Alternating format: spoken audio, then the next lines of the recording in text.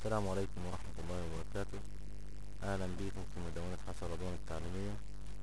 النهاردة إن شاء الله هناخد درس عن استخدام الفيسبوك وكيفية استخدام موقع الفيسبوك في إضافة وإزالة الأصدقاء وفي إخفاء أو إزالة المنشورات والبحث عن أصدقاء في الفيسبوك وكيفية تغيير اللغة في موقع الفيسبوك.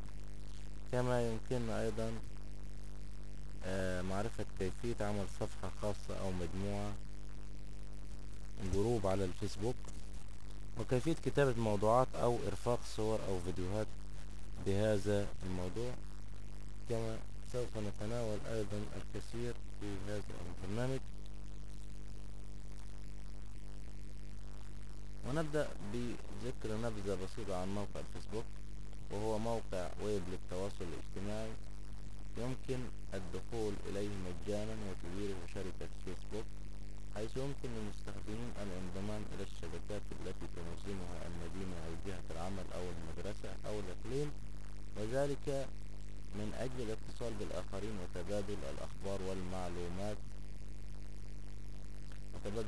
والمعلومات والأفكار. وقد قام مارك زوكربيرج بتأسيس الفيسبوك بالاشتراك مع كل من داستن موسكوفيتز وكريس هيوز اللذين تخصصا في دراسة علوم الحاسب، وكان رفيق زوكربيرج في سكن الجامعة عندما كان طالبا في جامعة هارفارد. وكانت عضوية الموقع مقتصرة في البداية على طلبة جامعة هارفارد فقط، ولكنها امتدت بعد ذلك لتشمل العديد من الجامعات والكليات الأمريكية الأخرى، ثم اتسعت لتشمل أي طالب جامعي، ثم طلبة المدارس الثانوية، وأخيرا أي شخص يبلغ من العمر 13 عاما أو أكثر. يضم الموقع حاليا أكثر من 200 مليون مستخدم على مستوى العالم.